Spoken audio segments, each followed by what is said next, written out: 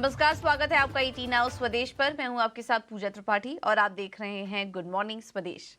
और इस शो में आगे हम बात करेंगे आज सुबह सुबह संकेत किस तरह के मिल रहे हैं ग्लोबल बाजारों से, एशियाई बाजारों की शुरुआत पर भी नजर डालेंगे। साथ ही खबरों वाले शेयर्स, कमोडिटी मार्केट का पूरा एक्शन और ब्रोकरेज हाउस की रिपोर्ट भी एक एक करके हमारे सहयोगी आपको बताएंगे।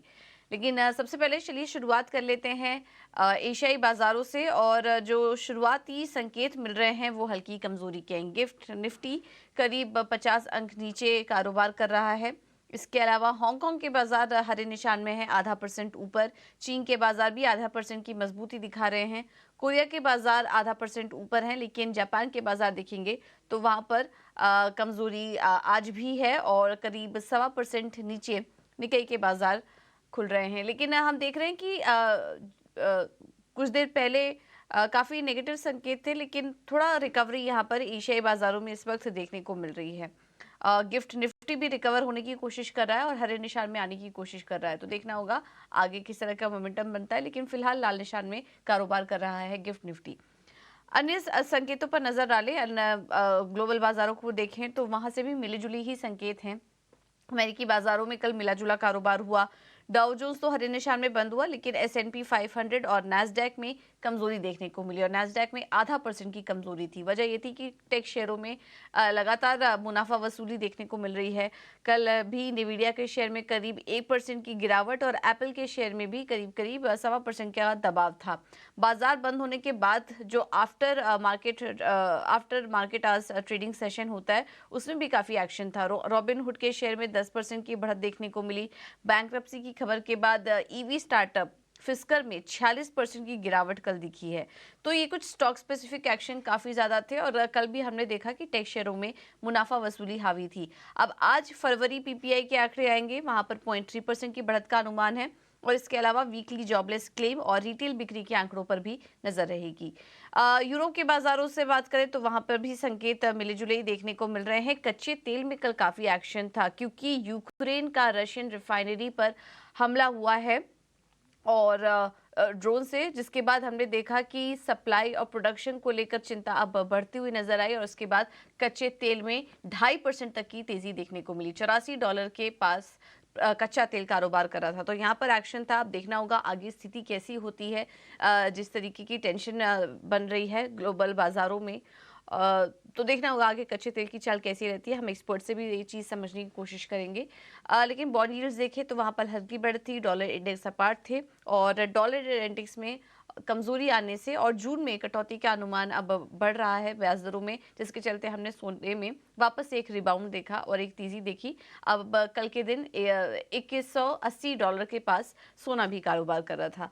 तो ये है आज के लिए संकेत मिले जुले हैं। कच्चे तेल का बढ़ना थोड़ा चिंताजनक हो सकता है आज भारतीय बाजारों के लिए। बाकी ओवरऑल संकेत देखें तो मिले जुले क्यूज मिल रहे हैं आज इंडियन मार्केट्स के लिए।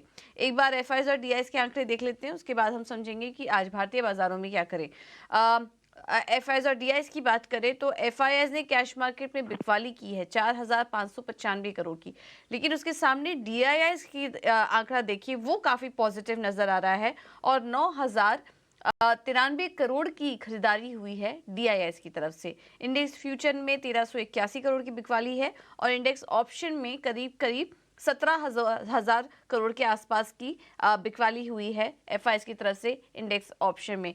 तो एफआईआईज के आंकड़े थोड़े नेगेटिव हैं, लेकिन डीआईएस के आंकड़े काफी अच्छे लग रहे हैं, तो यहाँ किसी भी आंकड़े मिले जुले देखने को मिल रहे हैं।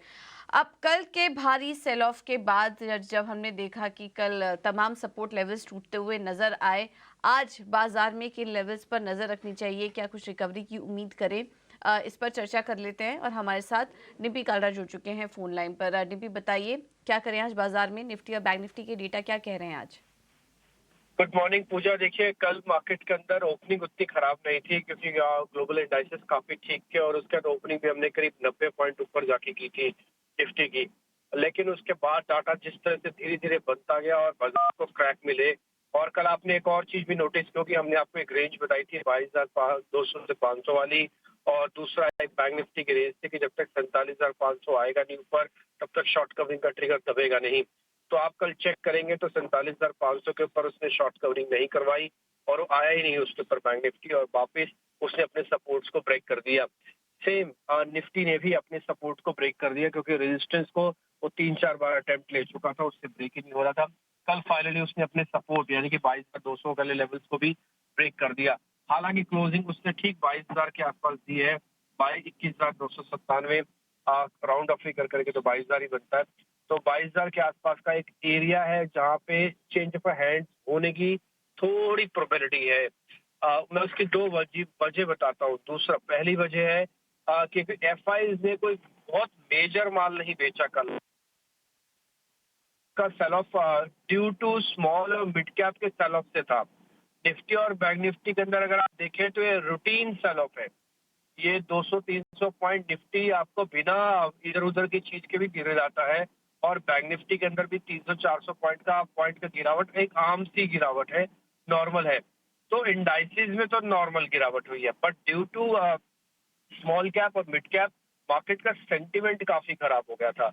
इसलिए आप देख पा रहे होंगे कि शेयर्स के अंदर थोड़ा ऊपरी स्तरों से काफी अच्छी पिटाई हुई है। बहुत सारे शेयर्स तो 10-10% के भी कल टूट गए थे। अब आपके कल जो डाटा बना, मैं उसके हिसाब से 2-4 पॉइंट रख देता हूँ। पहला आता है निफ्टी पे। निफ्टी के अंदर ना तो कोई ऐसा मेजर डाटा बना है जिससे और क्रैक आने के चांसेस लगते हैं, ना ही बहुत स्मार्ट पुल बैक आने के भी चांसेस लगते हैं। तो शायद हो सकता है बाजार बहुत ज्यादा अपने आप को ना भी गिरे, क्या बहुत स्पीड से रिकवर कर जाएगा, इसकी भी प्रोबेबिलिटी बहुत कम है। तो फिलहाल तो आपको दो हाथ करने पड़ेंगे थोड़ी वॉलिडिटी के साथ, और दूसरा एक रेंज में रह सकते हैं।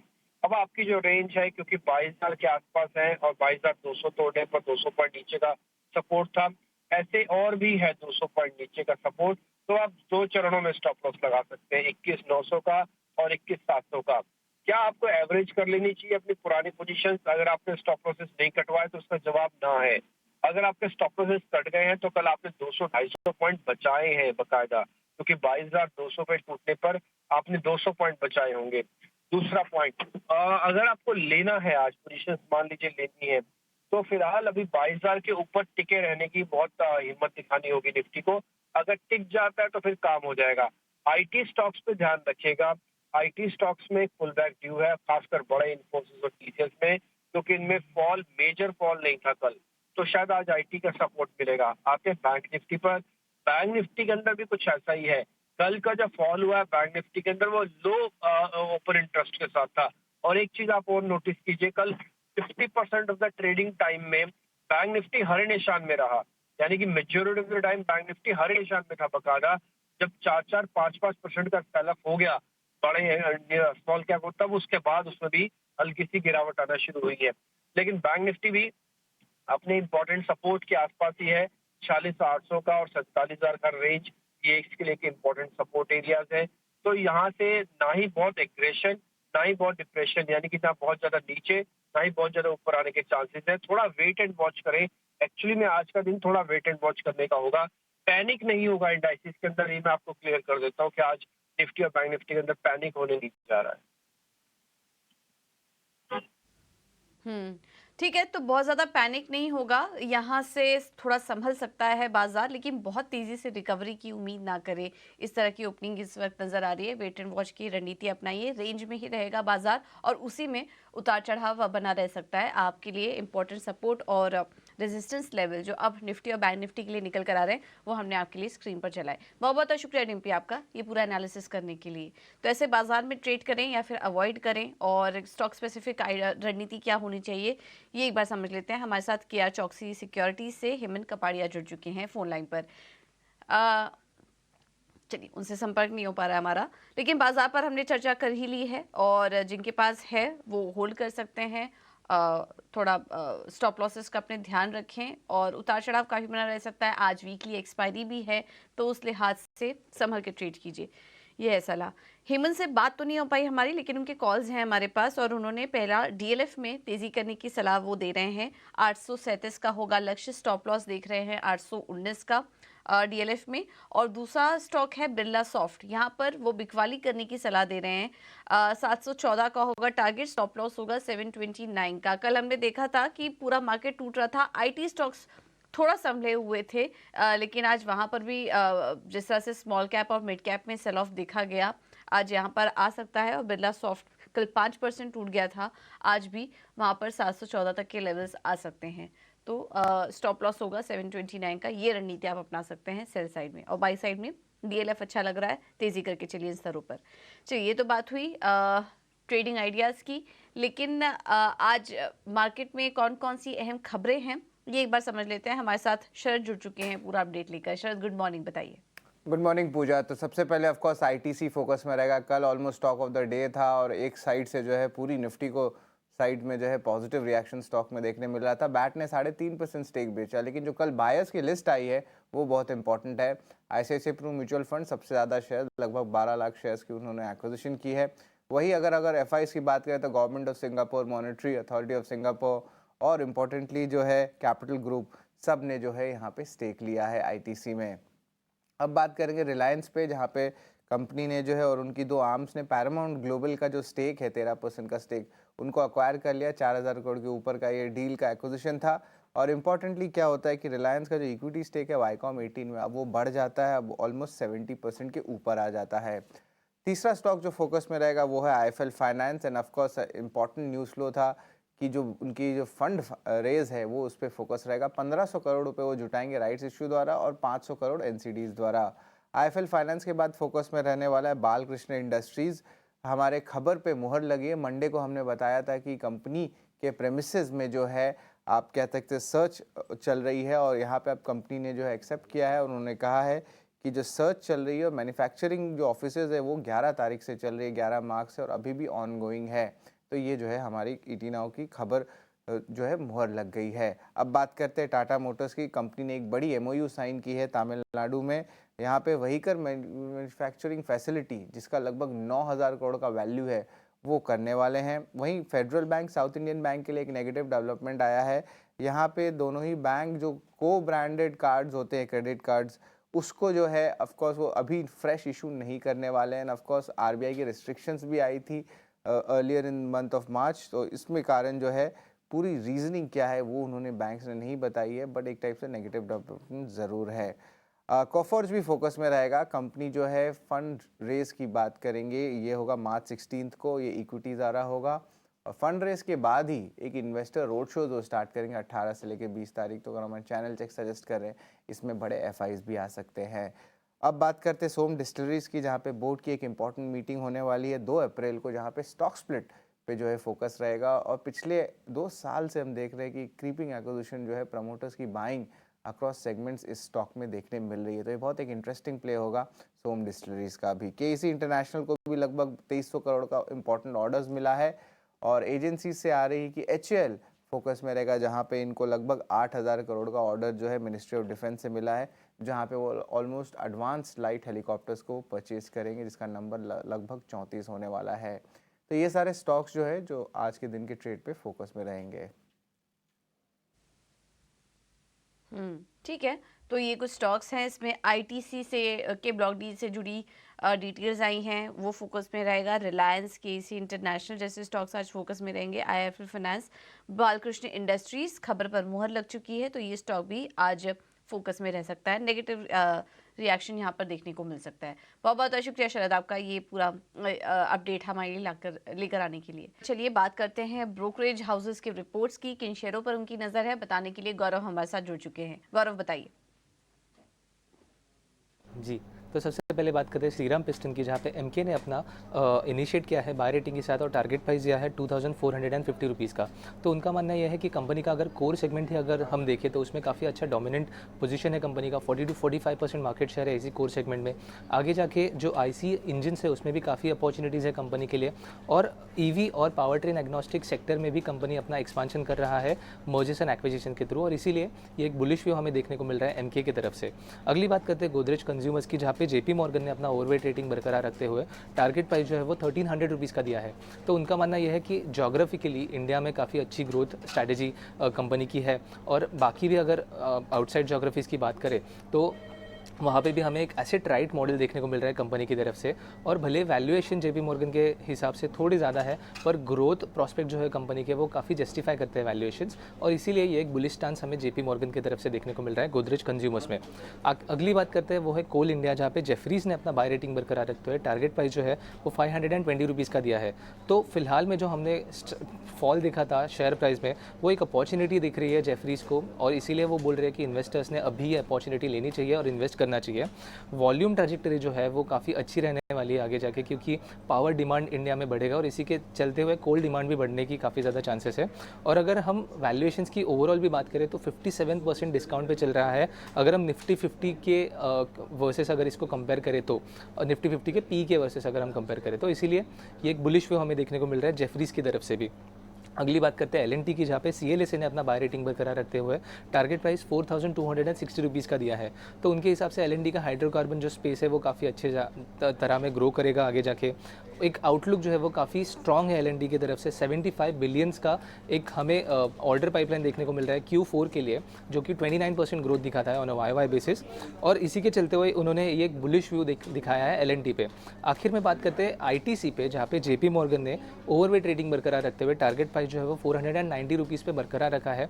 हमने जैसे कि देखा कि कल स्टॉक ने काफ़ी अच्छी रिटर्न्स दिखाए थे, और आखिर में जेफरीज ने ITC पे जो है होल्ड रेटिंग बरकरार रखते हुए टारगेट प्राइस 430 रुपीज़ का रखा है, क्योंकि उनका मानना यह है कि एक यूनियन बजट जो रहेगा वो काफ़ी की इवेंट रहेगा ITC के लिए, और इसीलिए इन्हीं सब कंपनीज़ पे हमारी नज़र भी आगे जाके बनी रहेगी, और देखते हैं कि कैसे ये कंपनीज़ परफॉर्म करता है। बिल्कुल, बहुत बहुत शुक्रिया गौरव आपका ये पूरी जानकारी देने के लिए। तो आईटीसी आज भी फोकस में है, जेफरीज रह गया था कवरेज के लिए, अब वहाँ पर उनकी भी ये रिपोर्ट आ गई है। उसके अलावा आज दिग्गज काउंटर्स एल&टी, कोल इंडिया, इसके अलावा GCPL, श्रीराम पिस्टन जैसे स्टॉक्स भी फोकस में रहेंगे। आगे बढ़ते हैं और बात करते हैं अब कमोडिटी मार्केट की। हमारे साथ फोन लाइन पर ट्रेड बुल्स सिक्योरिटी से भाविक पटेल मौजूद हैं। Bhavik ji, thank you so much ET Now Swadesh को समय देने के लिए। सबसे पहले तो कच्चे तेल से शुरुआत करेंगे, क्योंकि काफ़ी बड़ा एक्शन वहाँ पर देखने को मिला यूक्रेनियन के रशियन रिफाइनरी के हमले के बाद। अब ये जो बड़ी टेंशन डेवलप हुई है, इसे आप कैसे देख रहे हैं? कितना और गहरा सकता है ये संकट, और क्या हम कच्चे तेल में आगे और तेज़ी की उम्मीद करें? ये हमारे साथ भाविक पटेल जी मौजूद हैं। जी भाविक, बताइए। Yes, good morning. Of course देखिए, अभी थोड़े जियोपॉलिटिकल कंसर्न्स, थोड़े अपटिक्स ज्यादा हुए हैं, जहां पे आपने बताया कि यूक्रेन ने रशिया के रिफाइनरीज पे हमला किया, रशिया ने भी स्टेटमेंट दिया न्यूक्लियर वॉर का। तो आई थिंक उसकी वजह से हमने थोड़ा एक्शन देखने को मिला है कच्चे तेल में, और टेक्निकली भी देखे तो 6500 का एक हर्डल था, वो ब्रेक नहीं कर पा रहा था। कल हमने उसके ऊपर क्लोजिंग भी दी है, तो हमें लग रहा है कि ये कच्चा तेल एटलीस्ट 67 से 6800 तक दिख सकता है। आज के दिन भी अगर कोई भी डिप मिलता है अराउंड 6530 के करीब, तो बाई कर सकते हैं 6620 के टारगेट के लिए, और स्टॉप लॉस रख सकते हैं 6475 का। ठीक है, 6475 का स्टॉप लॉस रखिए, टारगेट होगा 6620 का। तो कोई भी डिप मिले तेजी करने की सलाह कच्चे तेल में। सोने चांदी पर भी आपसे राय लेंगे। वहाँ पर भी कल हमने एक रिकवरी देखी, अब जून में ब्याज दरों में कटौती के बाद वापस से होने लग गई है। तो क्या जून तक सोने चांदी की चाल ऐसे ही बरकरार रहेगी? पॉजिटिव ट्रेंड ऐसे ही जारी रहेगा इसमें? यस, कल हमने देखा अक्रॉस द बोर्ड ग्रीन टिक हुए थे दोनों सोने और चांदी में, और इनफैक्ट यूएस के महंगाई के आंकड़े आए उसके बाद से हमने देखा कि कल काफी रिकवर हो गए थे, और एक्सपेक्टेशन अभी भी है कि जून में रेट कट फेड कर सकते हैं। तो मुझे लग रहा है कि अब तक से जून तक में कोई भी करेक्शन आता है तो बाई करना चाहिए। दोनों बहुत पॉजिटिव लग रहे हैं। गोल्ड की बात करें तो कोई भी डिप मिलता है 65,700 के करीब, तो बाय कर सकते हैं 65,500 के स्टॉप लॉस से, और टारगेट रख सकते हैं 66,000 का। और चांदी अभी अगर देखें तो काफी अंडर परफॉर्म कर रही है, शायद यहाँ पे आउट परफॉर्म कर सकती है, तो चांदी में भी बाय कर सकते हैं 75,400 के टारगेट के लिए, और स्टॉप लॉस रख सकते हैं 74,400 का। ओके, तो गोल्ड में तेजी करके चलिए 66,000 के टारगेट के लिए। सिल्वर में भी अच्छा लग रहा है, कल 2% की, लगभग 2% की तेजी यहाँ पर भी थी, और आगे भी तेजी जारी रह सकती है। 75,400 के टारगेट्स के लिए आप इस पर नजर रखिए। आखिर में भाविक आपसे बेस मेटल्स पर भी राय लेंगे, वहां पर कहाँ मौके दिखाई दे रहे हैं आपको? बेस मेटल में कल काफी स्ट्रॉन्ग अपमूव अपर में दिया था, और 740 का जो हर्डल था आई थिंक वो इजीली उसने ब्रेक कर दिया है। तो अभी next target medium term target 55-60 लग रहा है। तो आज के दिन भी अगर कोई डिप मिलता है अराउंड 747 तो बाय कर सकते हैं 744 के स्टॉप लॉस से। ठीक है, तो कॉपर में तेजी करने की सलाह है। 752 के लक्ष्य के लिए स्टॉप लॉस होगा 744 का। भावी जी, थैंक यू सो मच आपका समय देने के लिए और रणनीति सुझाने के लिए तमाम कमोडिटी स्पेस में। तो कॉपर में तेजी करिए, कच्चे तेल में भी तेजी करने की सलाह है। गोल्ड और सिल्वर भी अच्छा लग रहा है, खरीदारी करके आप जा सकते हैं। कमोडिटी स्पेस पूरा का पूरा पॉजिटिव नजर आ रहा है और तेजी करने के लिए। चलिए फिलहाल इस शो में इतना ही।